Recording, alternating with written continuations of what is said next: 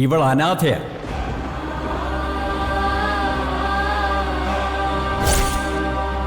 അച്ഛനും അമ്മയും ഇല്ലാത്തവൾ.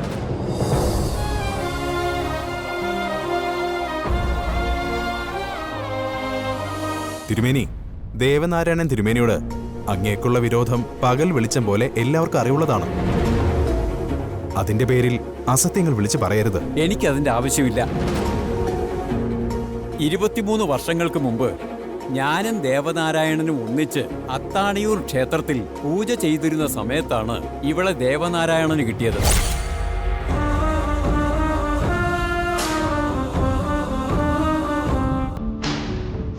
അതും ഒരു ദീപാവലി ദിവസം.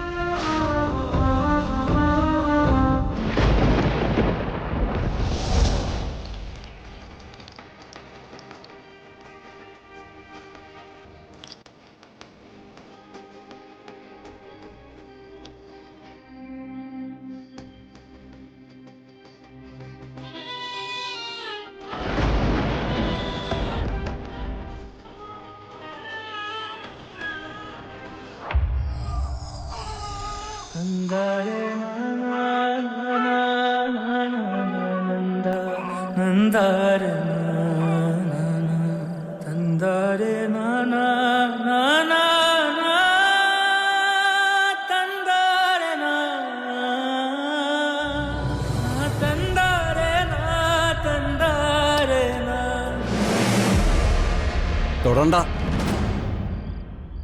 അശുദ്ധമാകും.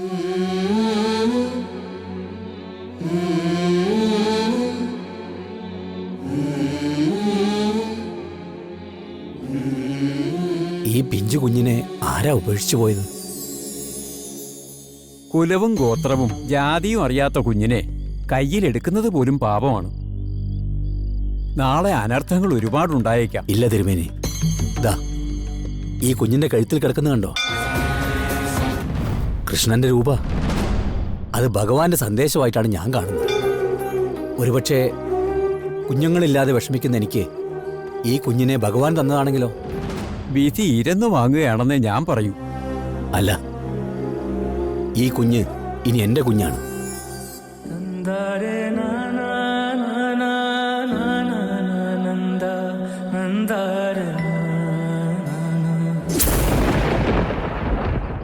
അന്ന് ഞാൻ വിലക്കിയിട്ടും നെഞ്ചോട് ചേർത്ത് സ്വന്തം മകളെന്നു പറഞ്ഞ ആ കുട്ടിയാണ് ഈ നിൽക്കുന്ന രാധിക.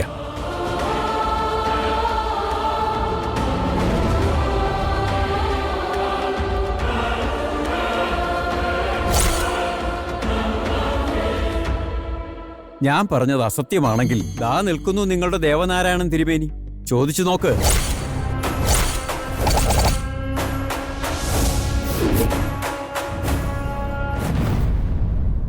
തിരുമേനി, എന്തൊക്കെയാണ് ഇവിടെ നടക്കുന്നത്? രാധിക അങ്ങയുടെ മകളല്ലെന്ന് വരെ പറഞ്ഞിരിക്കുന്നു അദ്ദേഹം.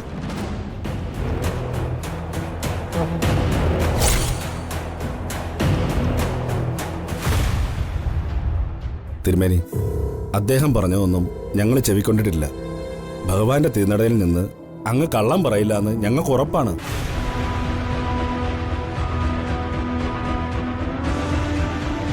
ഈ നിൽക്കുന്ന രാധിക അങ്ങേക്കും യശോദയ്ക്കും ജനിച്ച കുട്ടിയല്ല.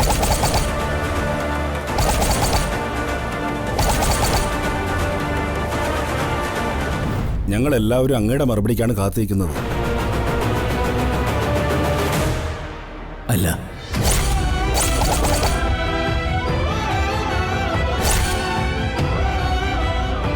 രാധിക എനിക്കും യശോദയ്ക്കും ജനിച്ച മകളല്ല.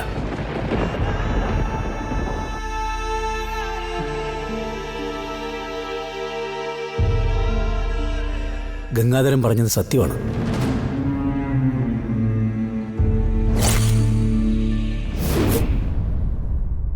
അത് ശരി.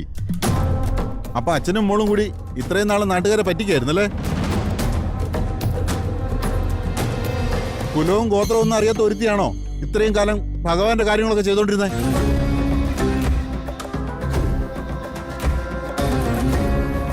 ഈ നിമിഷം പിടിച്ചു കെട്ടി ശിക്ഷിക്കണം രണ്ടെണ്ണത്തിനെ. പ്രസിഡന്റ്, ഇനി തിരുമേനി പൂജ ചെയ്യണോ വേണ്ടെന്ന് ആലോചിച്ചിട്ട് മതി.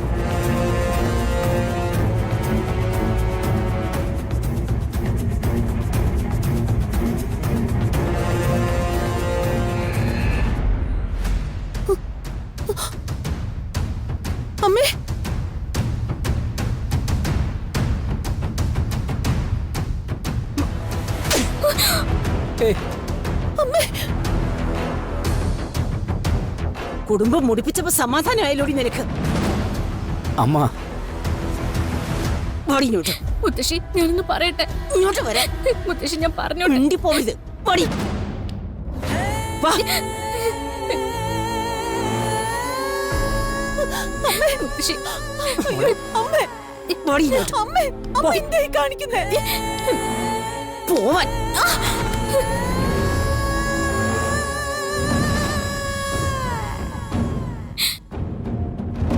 മുത്തശ്ശി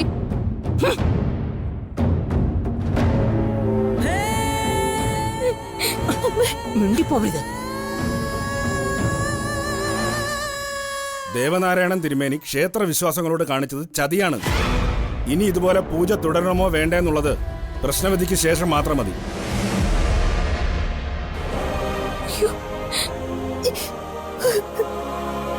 ഇതാണ് ക്ഷേത്ര കമ്മിറ്റിയുടെ തീരുമാനം.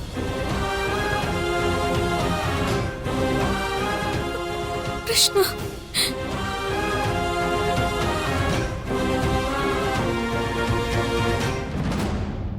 ഭഗവാനെ, അറിഞ്ഞുകൊണ്ട് ഞാൻ ചെന്ന് നിന്നതല്ലല്ലോ, ഒഴിഞ്ഞു മാറിയതല്ലേ ഒരുപാട് വട്ടം.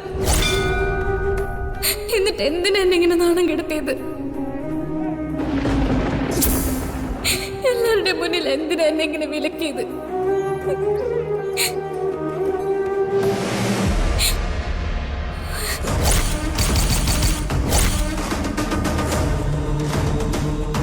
എന്റെ അച്ഛനാരാ? പിറന്നപ്പോ തന്നെ എന്നെ വേണ്ടെന്ന് വെച്ച അമ്മയാരാ?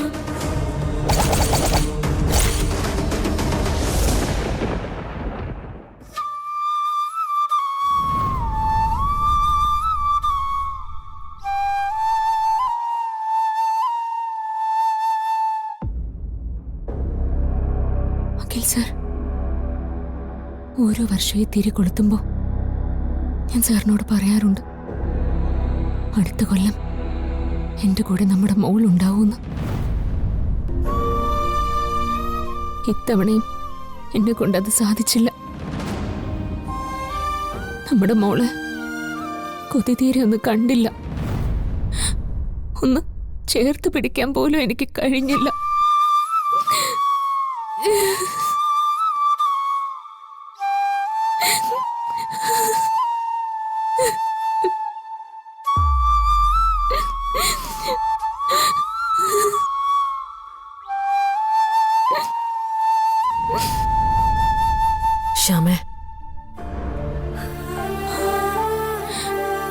ശ്യാമയുടെ വിജയത്തിന്റെ കഥകൾ ഒരുപാട് എഴുതി പിടിപ്പിക്കുന്നുണ്ട് ആളുകൾ.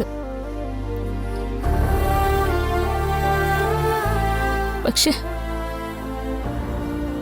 എന്നോളം തോറ്റ ഒരാൾ ഈ ഭൂമിയിലുണ്ടോ അശ്വതേച്ചി? ശ്യാമേ, പ്രതീക്ഷ കൈവിടരുത്. എത്ര വൈകിയാലും ശ്യാമയുടെ കുഞ്ഞ് ശ്യാമയുടെ അടുത്ത് തന്നെ വരും. അതുവരെ നിനക്ക് കൂട്ടിന് നീ വിശ്വസിക്കുന്ന നിന്റെ ശ്രീകൃഷ്ണ ഭഗവാനുണ്ട്.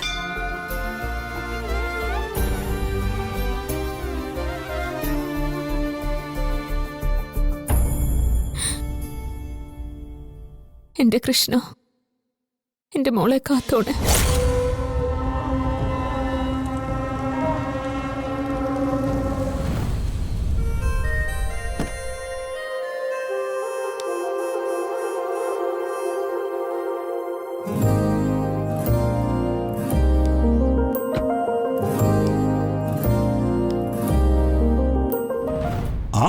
ഗോപാല, ശശി, സുഖം തന്നെയല്ലേ?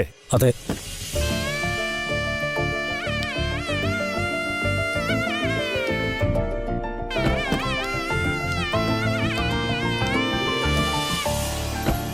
അങ്ങനെ ഒരുപാട് വർഷങ്ങൾക്ക് ശേഷം ഒരു തിരിച്ചുവരവ്. ഓർമ്മയുണ്ടോ തനിക്ക്? എന്റെ കൈപിടിച്ച് താൻ നവവധുവായി കയറി വന്നത് ഈ വീട്ടിലേക്കാ. എല്ലാം ഇന്നലെ കഴിഞ്ഞതുപോലെ ഓർമ്മയുണ്ട്. അന്ന് തലകുനിച്ച് പടികേറി അകത്തുപോയ ഞാൻ 10 ദിവസത്തോളം എടുത്തു ഈ വീടൊന്ന് കണ്ടു തീരാൻ. അതെങ്ങനെയാ? മണവാട്ടിയുടെ നാണം മാറിയാലല്ലേ എല്ലാം നേരെ ഒന്ന് കാണാൻ പറ്റൂ.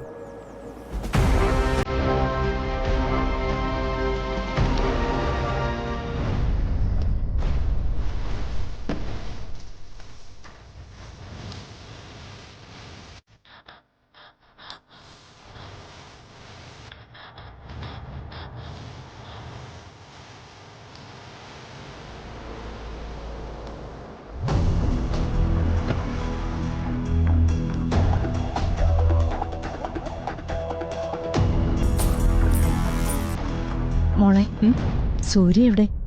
കാറിലുണ്ട്, അല്ലാതെ എവിടെ പോവാനാ? ബിജു,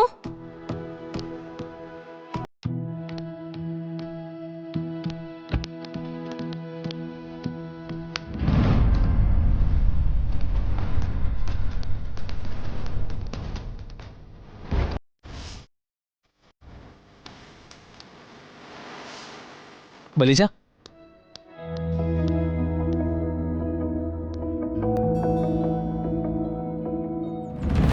യാത്രയൊക്കെ സുഖമായിരുന്നോ? ആ,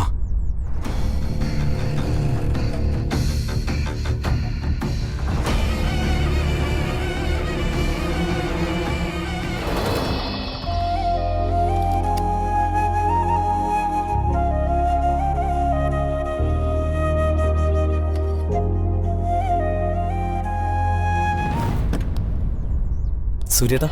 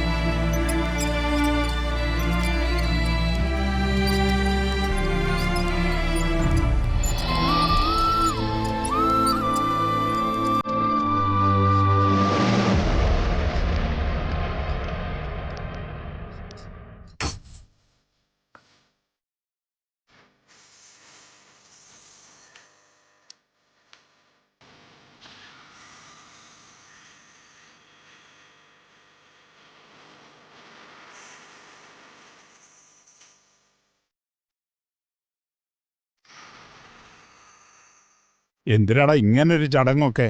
ഏട്ടൻ കുറെ കാലത്തിന് ശേഷം വീട്ടിലേക്ക് വരികയല്ലേ, അതിന്റെ ഒരു സന്തോഷം.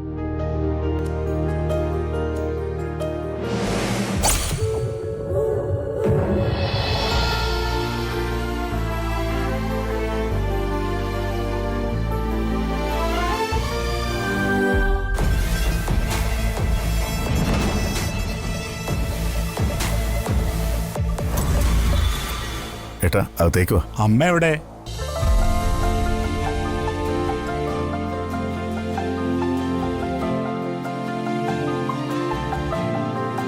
മക്കളെ, അമ്മേ, എവിടെ വരും? അവൻ ഇതുവരെ വന്നില്ലേ? അവൻ വരാൻ കുറച്ച് വൈകും അമ്മേ. കൊറേ കാലത്തിന് ശേഷമുള്ള ഒത്തുകൂടല. ഒരുപാട് കാര്യങ്ങൾ ചെയ്തു തീർക്കാനുണ്ട്. വാ മക്കളെ, വാ. നമുക്ക് അതുവഴി പോവാം.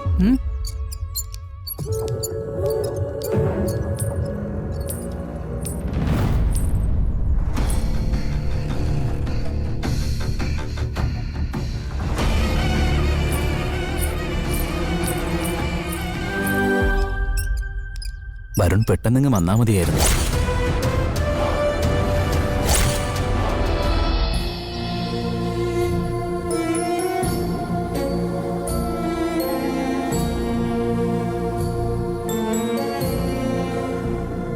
കൽപ്പന, കുറെ നേരം ആയല്ലോ ഒരുങ്ങാൻ തുടങ്ങിയിട്ട്. എന്തായാലും നിങ്ങളെ കാണിക്കാനല്ല, അതുകൊണ്ട് വലിയ പ്രയോജനമൊന്നുമില്ലല്ലോ. തന്റെ പരിഹാസം എനിക്ക് പതിവാ. പക്ഷേ കുറെ കാലത്തിന് ശേഷം ഇന്ന് വരുൺ വരിക. ദേവേത് അവന്റെ മുന്നിൽ വെച്ച്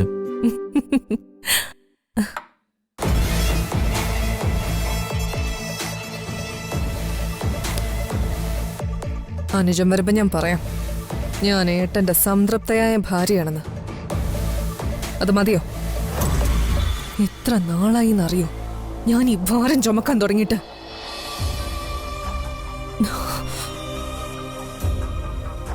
നമ്മുടെ വിവാഹം കഴിഞ്ഞ് 3-ാം ദിവസം എന്നെ അത്ഭുതപ്പെടുത്താൻ വേണ്ടി കൊക്കയുടെ മോളിൽ കയറി പോയതാ നിങ്ങള്. താഴെ വീണ് തിരിച്ചു കിട്ടിയത് പാതി ശവമായിട്ട്. അന്ന് മുതല് ഈ ശവവും തള്ളിക്കൊണ്ട് നടക്കാന്. കണിമംഗലം പരമേശ്വരന്റെ കൊട്ടാരത്തിലേക്ക് അഗതിയായിട്ട് കയറി വന്നവളൊന്നും അല്ല ഞാൻ. തുല്യം തുല്യം നിൽക്കുന്ന കുടുംബത്തിൽ നിന്ന് കണ്ടെത്തി കൊണ്ടുവന്നതാ എന്നെ. എന്നിട്ടിപ്പോ ഇവിടെ ഉള്ളവർക്ക് ആർക്കും കൽപ്പനയെ പിടിക്കില്ല. കൽപ്പന അഹങ്കാരിയാണ്, ധിക്കാരിയാണ്. അതൊക്കെ എല്ലാവരും കണ്ടെത്തി. പക്ഷേ ഞാനൊരു പെണ്ണാ. എനിക്ക് എന്റേതായിട്ടുള്ള ആഗ്രഹങ്ങളുണ്ട്. അതൊന്നും ഇവിടെ ഒരുത്തരും കണ്ടിട്ടില്ല. ആലോചിച്ച് തലയ്ക്ക് ഭ്രാന്ത് കയറുമ്പോ എനിക്ക് സന്തോഷം കിട്ടുന്ന ചില കാര്യങ്ങള് ഞാൻ ചെയ്യും. അത് ചിലപ്പോ ഇതുപോലത്തെ ഭ്രാന്തായിരിക്കും. വേണ്ട, പറയുന്നത് കൽപ്പന, തല ഇറങ്ങുന്നു. കൽപ്പന,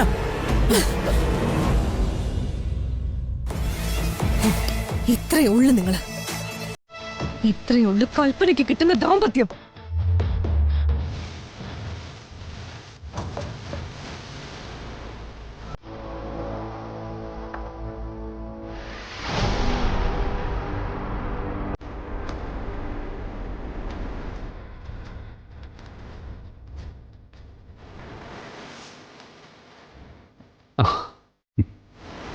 സോറി.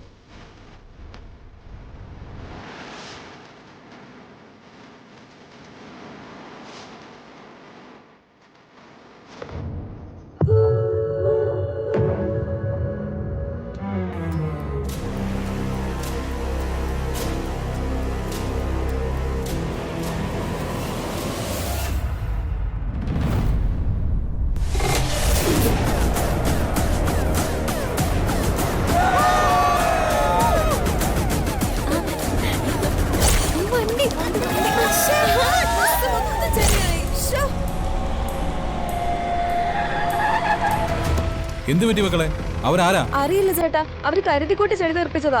കണ്ടോ ചേട്ടാ, ഞങ്ങൾ എങ്ങനെയാണ് ട്യൂഷന് പോകും? മക്കള് വണ്ടി കയറ്. ആ ചേട്ടന്മാരോട് നമുക്ക് ചോദിക്കണ്ടേ?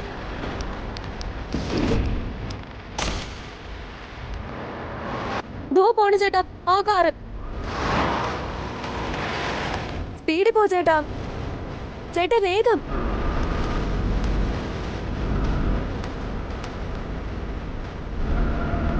വേഗം പോ. പിടിക്ക്.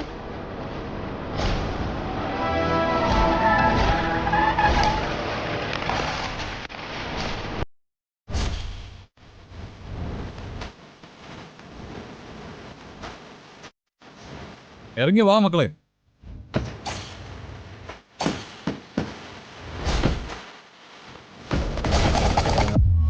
എന്താടാ പിള്ളേരെ കൂട്ടി ഷോ കാണിക്കാൻ ഇറങ്ങിയിരിക്കുക? പിള്ളേരുടെ മുമ്പിലോ? ഇവരൊക്കെ പഠിക്കുന്ന പിള്ളേരാ. ഇവരെ നനച്ച് കുളിപ്പിച്ച് വിട്ടത് ശരിയാണോ? തെറ്റ് പറ്റിപ്പോയി കഴിഞ്ഞാ ഒരു സോറിയെങ്കിലും പറഞ്ഞൂടെ? നമ്മളെ കൊണ്ട് സോറി പറയിക്കാൻ വന്നിരിക്കുക സാർ. എന്നാ പിന്നെ സാറിനോട് നമുക്കൊന്ന് സോറി പറഞ്ഞേക്കാം അല്ലേ? എന്നോടല്ല, ഈ കുട്ടികളോട് സോറി പറയണം. സോറി പറഞ്ഞിട്ട് ഇവിടുന്ന് പോകാൻ പറ്റും. പിള്ളേരുടെ മുന്നേ വലിയേട്ടൻ കളിക്കാൻ വന്നാലേ പോകാൻ കുറച്ച് ബുദ്ധിമുട്ടും. മര്യാദയ്ക്ക് വണ്ടി എടുത്ത് മാറ്റാ, അല്ലെങ്കിൽ വണ്ടിയെ നിന്നെ ഇവിടെ ഇട്ട് കത്തിക്കും. മക്കളെ, ഈ ചേട്ടന്മാര് പെട്ടെന്നൊന്നും പറഞ്ഞാൽ മനസ്സിലാക്കില്ല. കുട്ടികളെ നേരെയാക്കാനേ നിങ്ങളുടെ ടീച്ചർമാരെന്താ എടുക്കാറുള്ളത്? വടി. എന്നാ പിന്നെ നമുക്ക് അത് തന്നെ എടുക്കാം.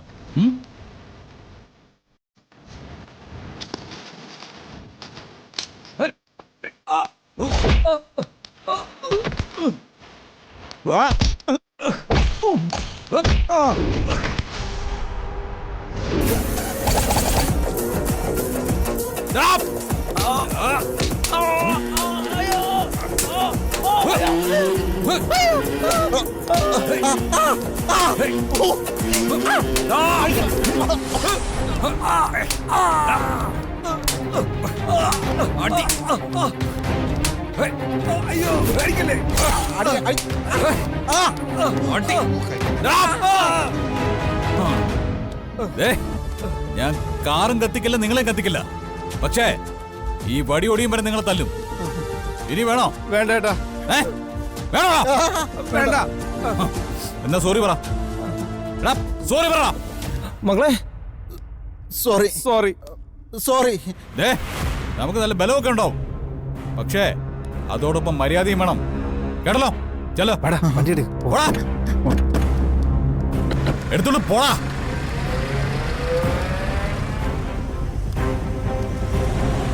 പോടാ.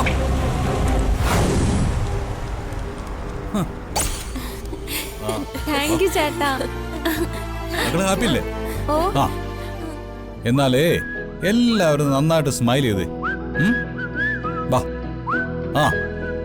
ആ ചിരിക്ക്.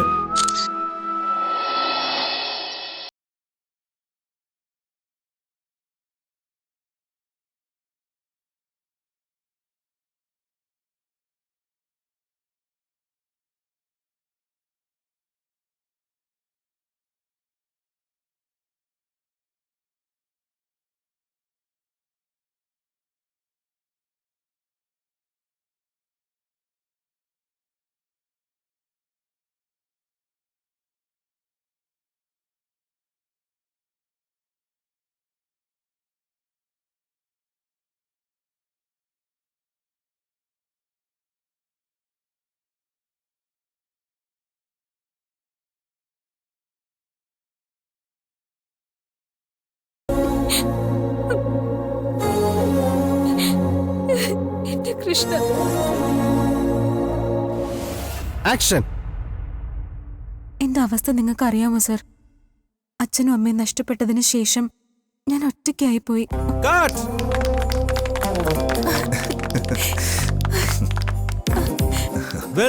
Thank you sir. ശരത്തെ, തന്റെ ചോയ്സ് കൊള്ളാടോ. Thank you sir. So Priyanka, ഞാനിത് ഫിക്സ് ചെയ്യാം. ഷൂട്ടിങ്ങിന് മുമ്പ് ഒരു ഫൈനൽ ഓഡിഷനോടെ ഉണ്ടാവും. കുറച്ചുകൂടി എക്സ്പോസ്ഡ് ആയ വേഷങ്ങൾ ധരിക്കേണ്ടി വരും. Any problem? It's all right sir. ഞാനെന്താ അങ്ങനെ ചോദിക്കാൻ കാര്യമെന്ന് അറിയോ? തന്റെ ഡീറ്റെയിൽസ് നോക്കിയപ്പോ ഒരു അമ്പലവാസി പെണ്ണാണെന്ന് കണ്ടു. ഷൂട്ടിംഗ് സെറ്റ് വന്നിട്ട് തടസ്സങ്ങൾ പറഞ്ഞാ അത് ബുദ്ധിമുട്ടാവും. അല്ല, ഇത്തരം ഒരു അറ്റ്മോസ്ഫിയറിൽ നിന്ന് തനിക്ക് എങ്ങനെ ഇത്ര ഒരു സ്വപ്നം? അമ്പലവാസികൾക്ക് സ്വപ്നം കണ്ടുകൂടാന്നില്ലല്ലോ സർ.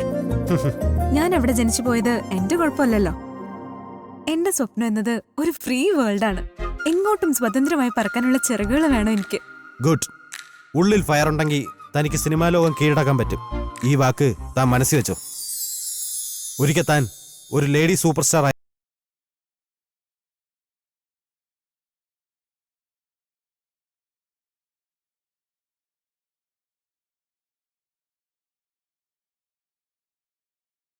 ഐസ്ക്രീം കഴിച്ചാലോ? ഏയ്, അതൊന്നും ശരിയാവില്ല. അതെന്താ പ്രിയ? കുറച്ചു നേരം എനിക്ക് നിന്നോട് തനിച്ച് സംസാരിക്കട്ടെ. കുറച്ചു നേരം ഒന്നിച്ചൊന്ന് ഇരിക്കണ്ടേ? പറയുന്ന കേക്ക് ശരത്തെ. വീട്ടിൽ നിന്ന് എങ്ങനെയാ ഞാൻ പോകുന്നതെന്ന് അറിയാലോ. അവിടെ എന്തൊക്കെയാ സംഭവിച്ചിട്ടുണ്ടാവുമെന്ന് എനിക്കറിയില്ല. ഇപ്പൊ എനിക്ക് പോയേ പറ്റൂ. പിന്നെ ഒരു ദിവസം ഞാൻ നിന്റെ കൂടെ ഇരിക്കാം. ഒരു ദിവസം മുഴുവനും കൂടെ ഇരിക്കാം. Okay, bye. ദയവായി ഞാൻ പറയുന്നൊന്നും മനസ്സിലാക്കി. ഇനി ഒന്നും പറയണ്ട. തിരുമേനി ഈ കാര്യം നേരത്തെ പറയേണ്ടതല്ലായിരുന്നോ? ഇതൊന്നും ചെയ്യാൻ പാടില്ലായിരുന്നു. അതൊക്കെ മുൻകൂട്ടി പറയേണ്ട കാര്യമാണ്. അമ്മേ,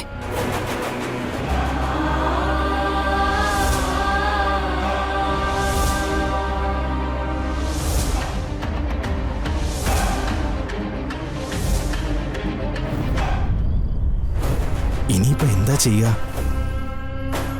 നിങ്ങൾ പോയിക്കോളൂ. തീരുമാനം എന്താന്ന് വെച്ചാൽ അവരെടുക്കട്ടെ. ശരി.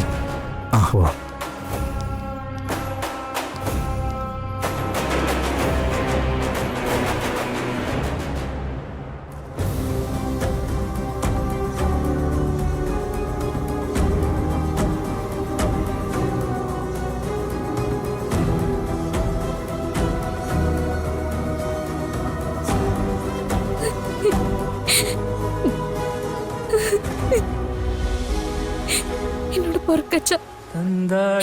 ഞാൻ കരുതിക്കൂട്ടി ചെയ്തല്ല. എല്ലാരും കൂടി നിർബന്ധിച്ചതുകൊണ്ടാ. പ്രായത്തിൽ കൂടുതൽ പക്വത കാണിക്കുന്നവളാണ് നീയെന്ന് ഒരു അഹങ്കാരം ഞാൻ മനസ്സിൽ സൂക്ഷിച്ചിരുന്നു. നിന്നെയൊന്നും ഞാനത് പ്രതീക്ഷിച്ചിരുന്നില്ല.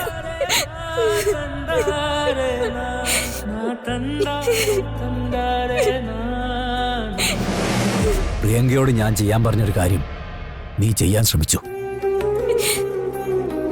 അതിന്റെ ഫലം എത്ര ആഴത്തിലുള്ളതാണെന്ന് ബോധ്യമായാ നിനക്ക്?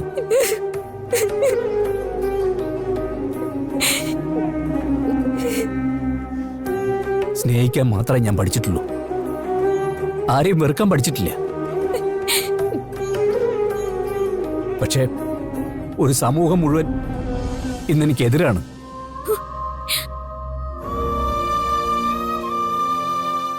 അവർക്ക് മുഴുവൻ ഇന്ന് ദേവനാരായണൻ തിരുമേനോട് വെറുപ്പാ.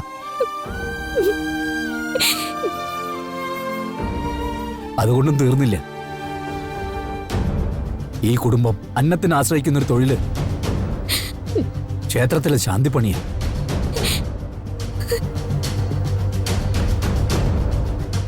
അതും കൂടി വേണ്ടാന്ന് എല്ലാരും കൂടി തീരുമാനിച്ച തെണ്ടണം.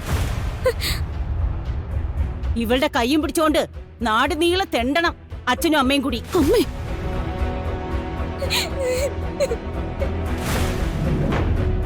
തൊന്തയും തള്ള ഇല്ലാത്തവള് കൈ നീട്ടുമ്പോ കൈ നിറച്ച് തന്നെ കിട്ടും. അതുകൊണ്ട് സുഖമായിട്ട് ഉണ്ണാം ഇനി എല്ലാവർക്കും. എന്താ അമ്മേ? കൊണ്ടെത്തി കൊണ്ടുവന്നപ്പോ കൊണ്ടുപോയി കളയാൻ പറഞ്ഞതല്ലയോ ഞാൻ രണ്ടുപേരോടും? അന്നെന്നെ നിഷേധിച്ചു, മാറി മാറി നെഞ്ചിലിട്ടു വളർത്തി. തിരിച്ചറിയുന്ന പ്രായത്തില് അനാഥയാണെന്ന് ഞാൻ ഇവളെ പറഞ്ഞു മനസ്സിലാക്കിയപ്പോ രണ്ടുപേരും കൂടി അന്ന് എന്നോട് എന്താ പറഞ്ഞേ? ഓ, ഞങ്ങളുടെ കുഞ്ഞിന്റെ ഹൃദയം അമ്മ തകർത്തല്ലോന്ന് അല്ലേ? ഇപ്പോഴോ വളർന്ന് വളർന്ന് അച്ഛന്റെ അമ്മയുടെ നെഞ്ചില് തന്നെ ചവിട്ടിയില്ലേ? ചേടാ, ഇനിയെങ്കിലും കണ്ണു തുറന്നൊന്ന് ലോകം കാണ്. ബോധത്തോടെ ചിന്തിക്കേ. എവിടെയെങ്കിലും കൊണ്ടുപോയി ചവിട്ടി താഴ്ത്തടാ ഇതിനെ. അട്ടയെ പിടിച്ച് മെത്തേക്കെടുത്താൻ പാടില്ല. അത് ഇവളെ പോലുള്ളവരെ പ്രത്യേകിച്ചു. കുടുംബത്തിന്റെ അഭിമാനം തകർത്തു, വരുമാനം ഇല്ലാതാക്കി. എന്നിട്ട് നിൽക്കാൻ തീരുമാനിച്ചിരിക്കുക അവള് പടുമരം പോലെ.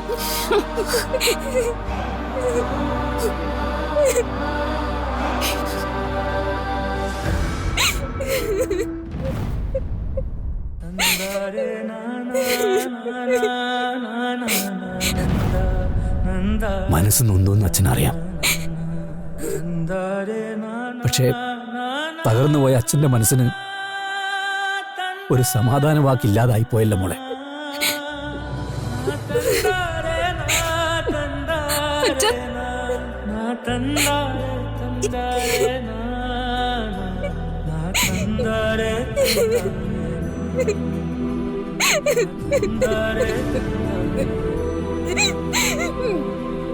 ശ്യാമേ,